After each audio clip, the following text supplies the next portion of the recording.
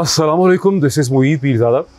मैं इस वक्त एक बहुत ही हॉट एंड हिली एरिया है, बहुत ही गर्म जगह के ऊपर हूँ, जहाँ आज का टेम्परेचर जो है वो तकरीबन 100 डिग्री फ़ारेनहाइट था। जब हम बचपन में छोटे होते थे तो हमारे जहन में तासुर था कि मगरिब जिसे हम कहते हैं वेस्ट, वहाँ गर्मियाँ जो हैं वो सारी की सारी मरी और अयूबिया की तरह की होती। लेकिन ये तासुर बिल्कुल गलत है। मगरिब में बड़े गर्म इलाके हैं वेस्ट के अंदर, और people here are celebrating like dogs. बहुत बुरी यहाँ पे सिचुएशन है। दूसरा जो एक बड़ा इम्प्रेशन मेरे जहन में रहा वो ये कि शायद वेस्ट इक्वली डेवलप्ड है। वेस्ट के अंदर, जैसे वेस्ट प्रॉपर कहा जाता है, उसके अंदर बहुत से एरियाज़ टेक्नोलॉजिकली बहुत एडवांस्ड हैं, लेकिन बहुत से एरियाज़ बाकी एरियाज़ के मुकाबले में बड़े टेक्नोलॉजिकली बैकवर्ड हैं।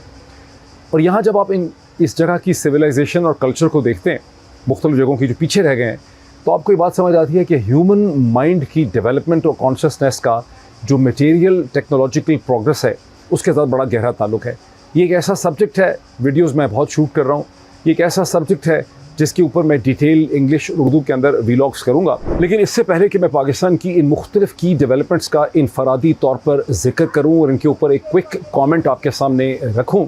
मैं एक ब्रॉडर थीम आपके सामने पेश करना चाहता हूँ। गुज़िश्ता 48 घंटों में, चूँकि ये तकरीबन 2 दिन के बाद मैं वीलॉग कर रहा हूँ, और यही जो एक अंडर डेवलप्ड किस्म की वेस्टर्न वर्ल्ड है, जो टेक्निकली अंडर डेवलप्ड है, इसी वजह से मैं गुज़िश्ता 24 घंटे में अपना वीलॉग नहीं कर सका, क्योंकि यहाँ पर इंटरनेट की स्पीड भी बड़ी कम है। बड़ी मुश्किल से मैंने एक फार्मूला जो है वो जोड़ा है कि मैं इसके ज़रिए इस वीडियो को अपलोड कर सकूँगा। सो गुज़िश्ता 48 घंटों की जो पाकिस्तान की डेवलपमेंट्स हैं, और ख़ास करके जो 24 घंटों की डेवलपमेंट्स हैं, जब उनको आप देखते हैं बगौर, तो आपको ये बात समझ आती है कि पाकिस्तान में जो सो कॉल्ड एस्टेब्लिशमेंट या टॉप जो मिलिट्री अफसरान और उनका जो सिस्टम है, जिसको आप चौधरी निज़ामुद्दीन का सिस्टम कह सकते हैं, वो अब इंक्रीजिंगली अपने इक़दामात और एक्शंस इस किस्म के कर रहे हैं जो इर्रेलेवेंट हो चुके हैं, जो गैर ज़रूरी हो चुके हैं, जिनसे उनकी ताकत, उनकी अहमियत या उनके रोब में कोई इजाफ़ा नहीं हो रहा, बल्कि इंक्रीजिंगली पाकिस्तान के अंदर जो प्लेयर्स हैं, अवाम है, सियासी जमातें हैं, मीडिया है, और पाकिस्तान से बाहर जो मुख्तलिफ़ इंटरनेशनल ऑर्गेनाइजेशंस हैं या लोग हैं या इदारे हैं, वो पाकिस्तान की इस्टेब्लिशमेंट को कमज़ोर होते देख रहे हैं, और पाकिस्तान के अंदर भी लोग जो हैं उन्हें मजबूत होते हुए नहीं देख रहे, क्योंकि इस तरह से अभी चीज़ को लिखा नहीं जाता। जो डेवलपमेंट्स मैं आपके सामने रखूँगा एक एक करके, उनका ताल्लुक, बहुत सी डेवलपमेंट्स का ताल्लुक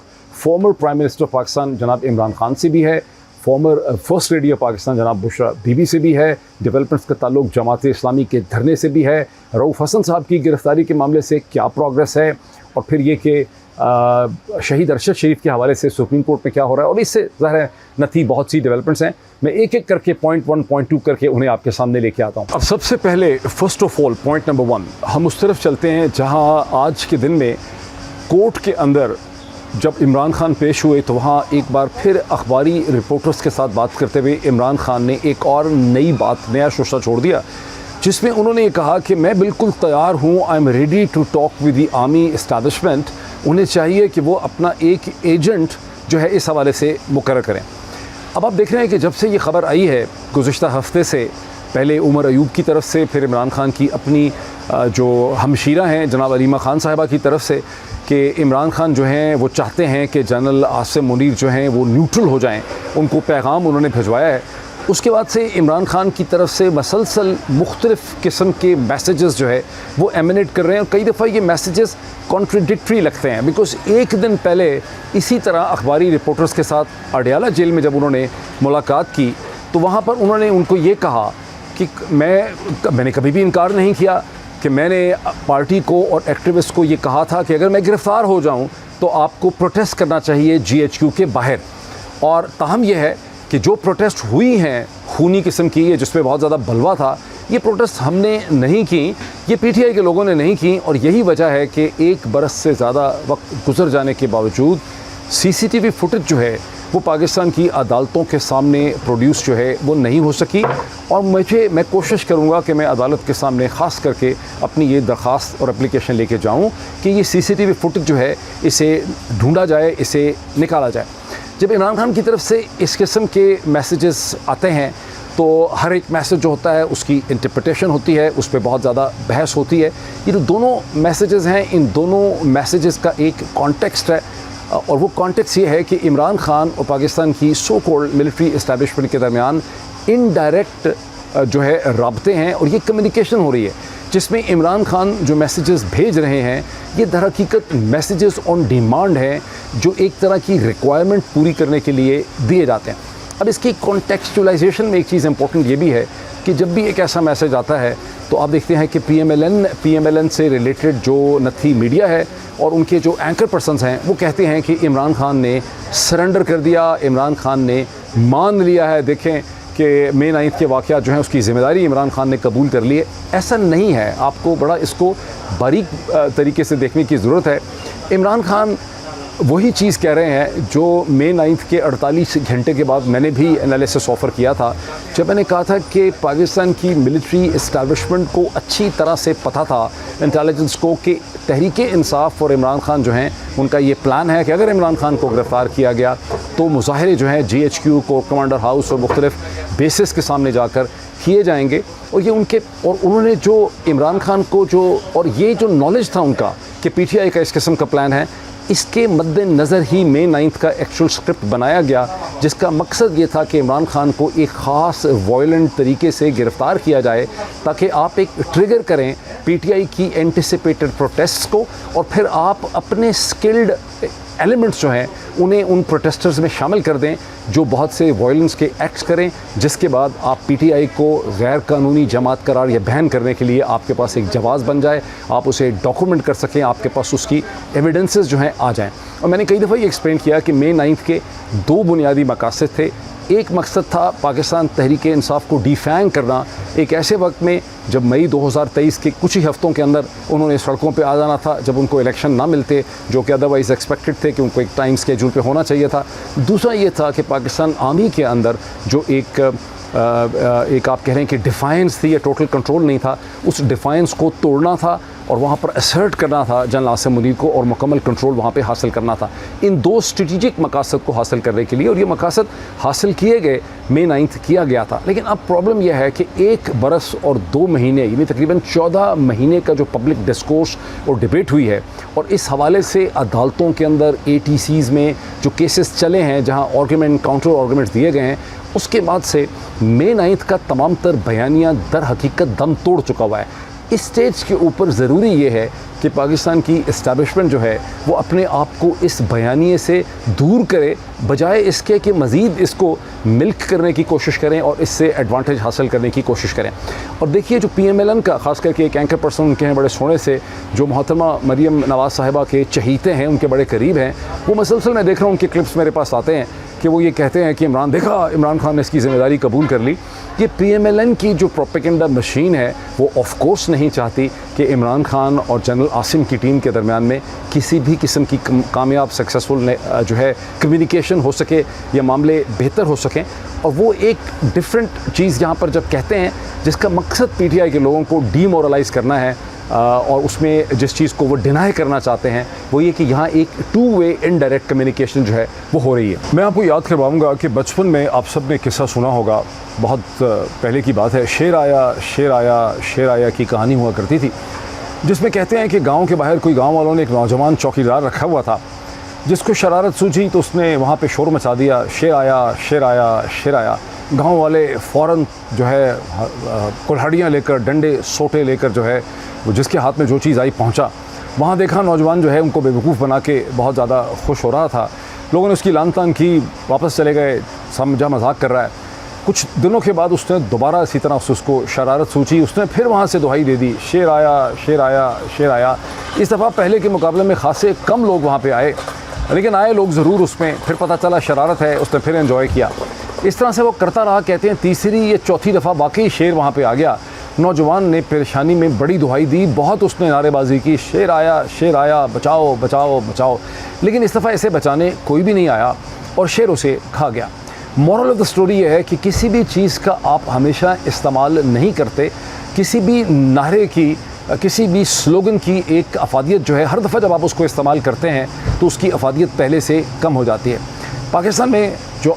शरीफ जरदारी आसिम रजीम है, और ख़ास करके हमारे सो कॉल्ड इस्टेब्लिशमेंट के जो करता धरता हैं, वो इस चीज़ को समझ नहीं पा रहे कि नेशनल सिक्योरिटी के नारे को कि नेशनल सिक्योरिटी ख़तरे में है, कौमी सलामती के साथ खेला गया है, कौमी सलामती पे हमला कर दिया गया है, दहशतगर्दी कर दी गई है रियासत के इदारों के ख़िलाफ़, इस चीज़ का वो गुज़श्ता 2-2.25 बरस में और इससे पहले भी ज़ाहिर है इस चीज़ का बहुत इस्तेमाल किया गया है। अब इसका इतना ओवर यूज़ हो चुका है, इतना इसका इस्तेमाल हो चुका है कि इसकी जो साइकोलॉजिकल इमोशनल इम्पोर्टेंस थी पाकिस्तान के लोगों के लिए, मीडिया के लिए, अदालतों के लिए, ATC, session courts, high courts, वो सब जो है वो कम से कम होती चली जा रही है, ख़त्म हो चुकी है इसकी बिल्कुल इसकी। और इसके बावजूद अगर मैं इनका कंसल्टेंट होता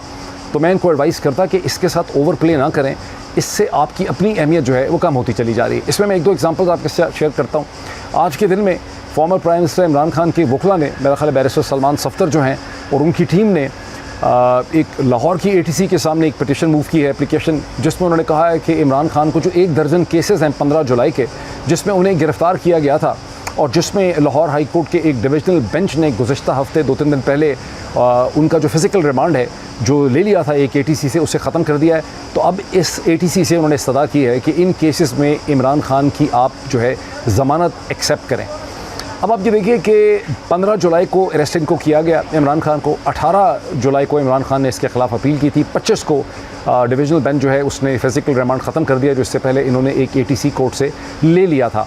और इसमें सलमान सफ्तर की टीम ने यही बताया है कि भाई फ़िज़िकल रिमांड अदालत ने ख़त्म कर दिया है। ये 6 महीने तक तो पहले मई 9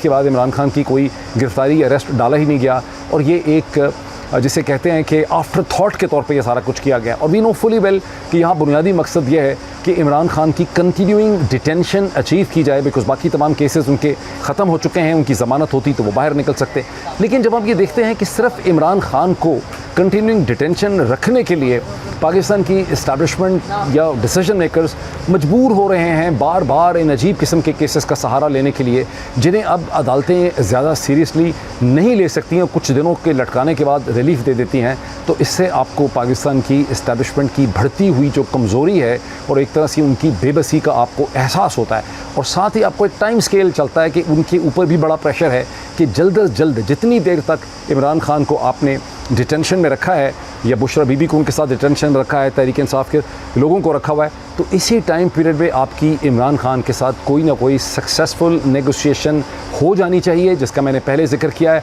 और इसी के लिए एक प्रेशर है, दोनों साइड से एक प्रेशर है। इसी पे राहे के अंदर आप देख लें कि गुज़िश्ता 24 घंटों में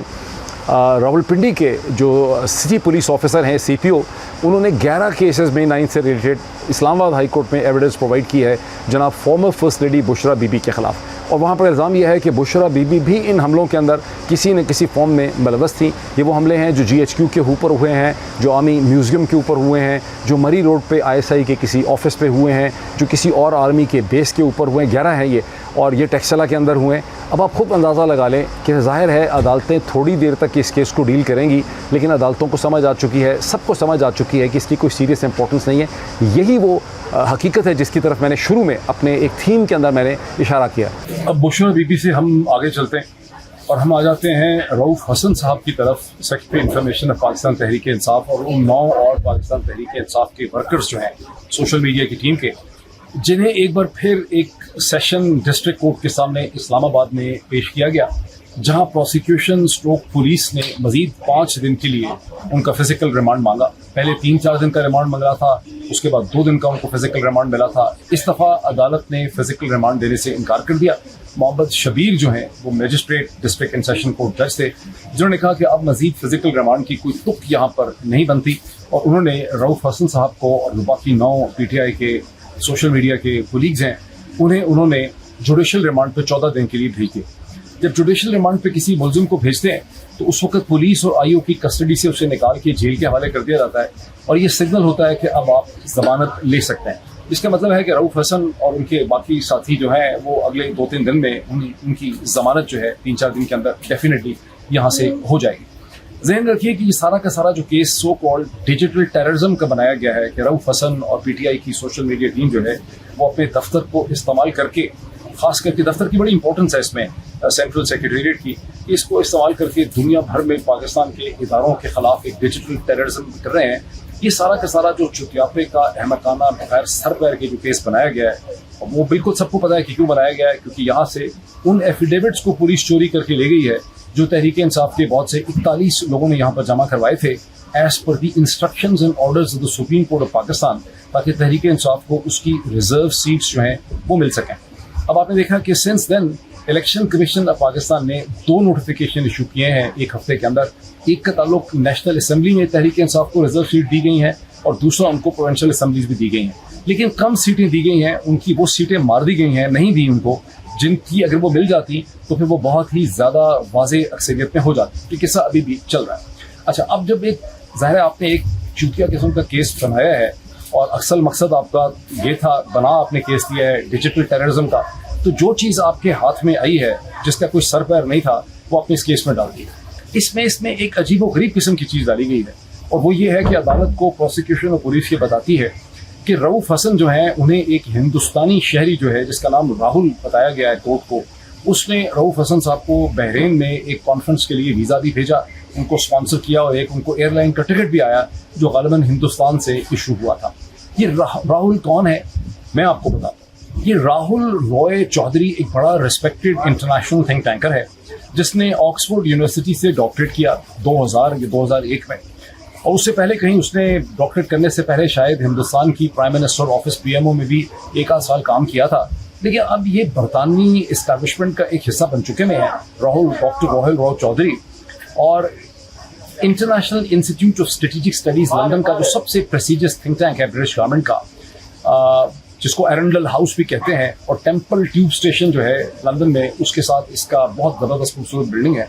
ये उसके एक बहुत इंपॉर्टेंट प्रोग्राम को हेड करते हैं और अब तो इसके ये बहुत से प्रोग्राम्स को हेड करते हैं। शुरू में साउथ एशिया प्रोग्राम को ये हेड करते थे। डॉक्टर राहुल रॉय चौधरी जो है वो अपनी इस पोजीशन में पाकिस्तान की मिलिट्री के कई सीनियर एक्टिव और रिटायर्ड अफसरान को वहाँ पर बुला चुके हैं। बल्कि आप समझिए कि गुज़िश्ता तकरीबन 24-25 बरस से IISS international institute of strategic studies से जो इनकी वाबस्तगी है, ये कम अज़ कम भी शायद 40-50 या शायद इससे भी ज़्यादा पाकिस्तान के सीनियर सिविल मिलिट्री अफसरान को, पॉलिटिशियंस को वहाँ पर बुला चुके हैं। 2018-19 में the then Pakistan army chief General Bajwa को भी यहाँ इन्होंने बुलाया बोलने के लिए, और ये वही वाक़या है जिसका मैं कई दफ़ा पहले वीलॉग्स में जिक्र कर चुका हूँ कि जनरल बाजवा की टीम ने उस वक्त डॉक्टर राहुल रॉय चौधरी की टीम को ये कहा कि कोई चाइनीज़ थिंक टैंकर्स को या स्कॉलर्स को यहाँ ना बुलाया जाए। बड़े हैरान हुए डॉक्टर राहुल रॉय चौधरी की टीम, जो मुझे पता चला है डॉक्टर राहुल से नहीं पता चला और लोगों से पता चला है,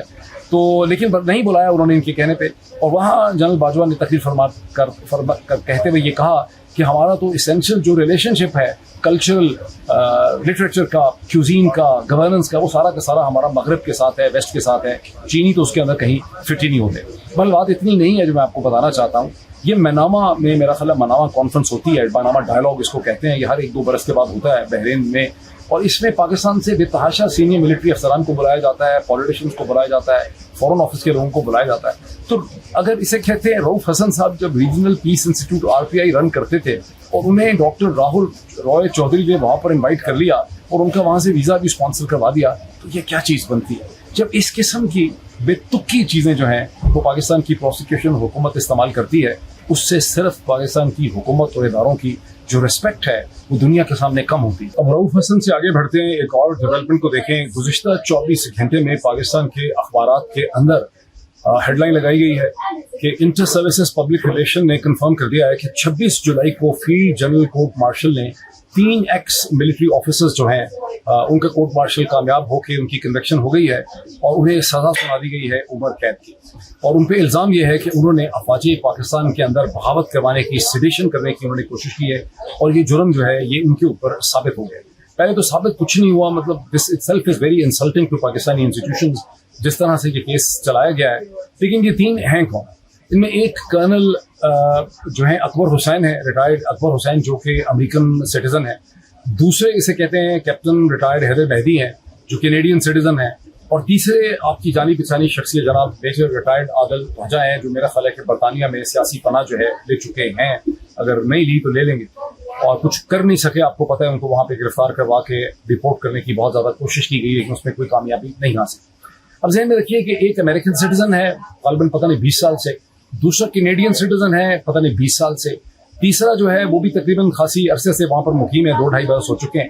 और इसमें असम्पशन क्या है? अगर असम्पशन ये है कि इन्हें कोई फर्क पड़ता है, तो मेरी तो अंडरस्टैंडिंग है कि इनको बिल्कुल भी फर्क नहीं पड़ता, बल्कि उनको विक्टिमहुड का बहुत ज्यादा फायदा मिलता है, उनकी ब्रांडिंग में यहाँ पर बहुत ज्यादा इजाफा होता है। अगर इसमें दूसरी असम्पशन ये हो सकती है कि खतरा ये है कि पाकिस्तान की फौज के और बहुत से रिटायर्ड अफसरान जो हैं वो कहीं प्रेजेंट जो लीडरशिप है जनरल आसिम की, उसके खिलाफ बातें न करते हों, तो उन्हें डराने की कोशिश की गई है। ये मैं इसका ठीक तरह से असेस नहीं कर सकता कि इससे कितना एक लोग जो है वो खौफजदा होंगे जिस किस्म के सर्कमस्टांसेस पाकिस्तान में प्रिवेल करते हैं। लेकिन if I were a strategic consultant to the GHQ, तो मैं उन्हें एडवाइस करता कि ऐसे इकदाम और एक्शंस ना करें जिससे आपकी ताकत बढ़ती नहीं है बल्कि कम होती है। आप इररेलेवेंट लगते हैं, बेवकूफ लगते हैं, डिसकनेक्टेड लगते हैं, और ऐसे एक्शंस जिनको कि आप कोई बहुत देर तक सस्टेन भी नहीं कर सकते, अल्टीमेटली ये एक्शंस आपके नलिफाई हो जाएंगे given the nature and direction of political change in Pakistan. और जहन में रखिए कि मैंने 1-2 दिन पहले आपके साथ एक छोटी सी वीडियो क्लिप 11 मिनट की मैंने शेयर की, जिसमें मैंने अपलोड किया था,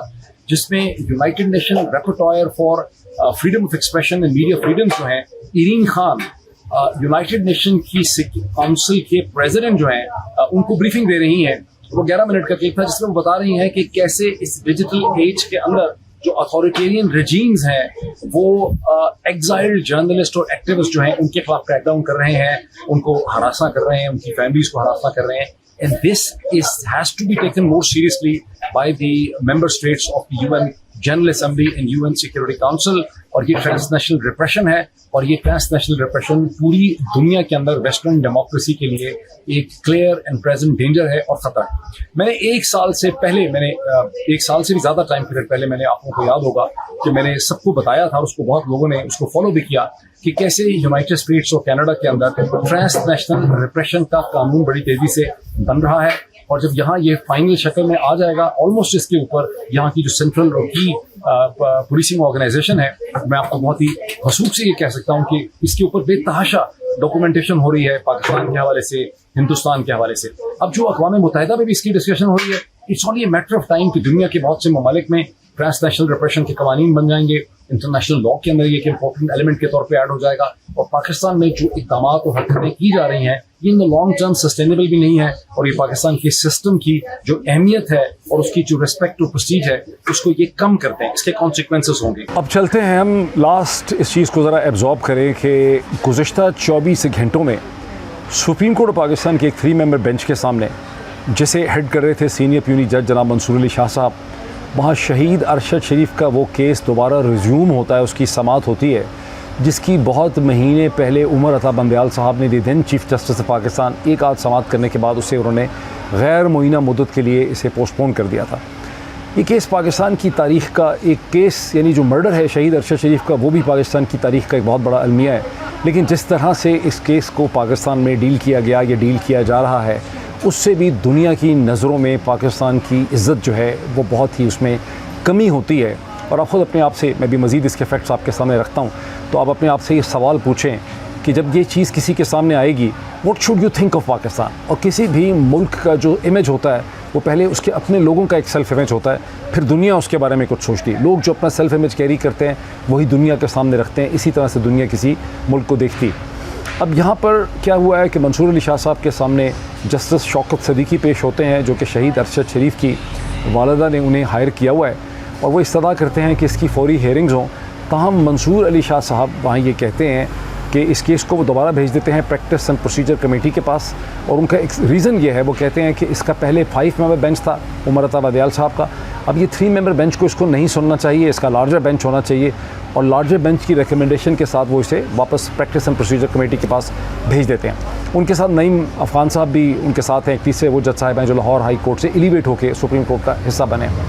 अब यहाँ ये मुझे क्लियर नहीं है कि जस्टिस मंसूर अली शाह साहब जो हैं वो इस बेंच को मजबूत करना चाहते हैं, इसलिए वो कह रहे हैं कि लार्जर बेंच हो, या उनके ऊपर कोई ऐसा दबाव है क्योंकि पूरा पाकिस्तान का निज़ाम लटकाने और डिले करने के ऊपर चल रहा है। तो या ये है कि उनके ऊपर कोई ऐसी रिक्वेस्ट है कि इसे मज़ीद लटकाएं, और लटकाने के लिए उन्होंने प्रैक्टिस एंड प्रोसीजर कमेटी के पास भेज दिया है। बिकॉज उनसे जस्टिस शौकत सदीकी ने ये इस्तदा की ऑन बिहाफ ऑफ अरशद